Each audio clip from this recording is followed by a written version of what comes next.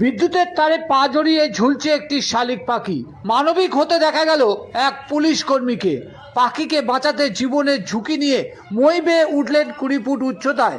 তারপর পাখিটিকে উদ্ধার করে তাকে তার পরিবেশে ছেড়ে মানবিক এবং নজির সৃষ্টি করলেন স্বরূপনগর থানার এএসআই খুরশিদ আলম মণ্ডল। 2017 সাল থেকে 2024 সাল দেগঙ্গা থানায় কর্মরত ছিল খুরশিদ।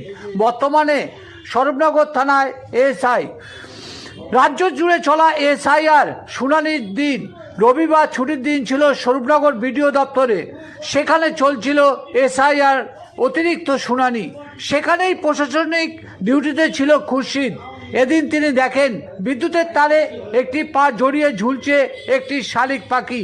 বাঁচার আপ্রাণ চেষ্টা করেও মিলছিল না কোনো উপায়, যা দেখে পাখিটিকে বাঁচাতে ঝুঁকি নিয়ে একতলের উপরে প্রায় 20 ফুট উচ্চতায় তারে আটকে থাকা পাখিটিকে উদ্ধার করতে মই বেয়ে ঠেলে ওঠেন খুরশিদ।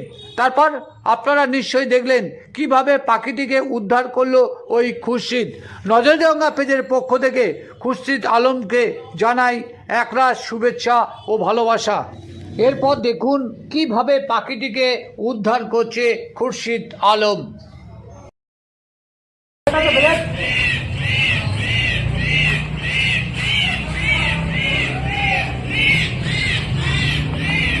আস্তে আস্তে আস্তে দাঁড়ান দাঁড়ান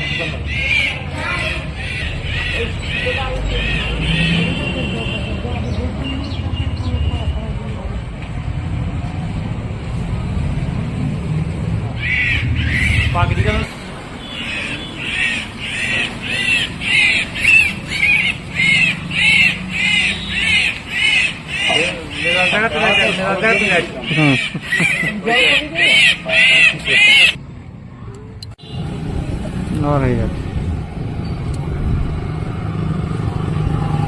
এবার একে মুক্ত করে দেবো।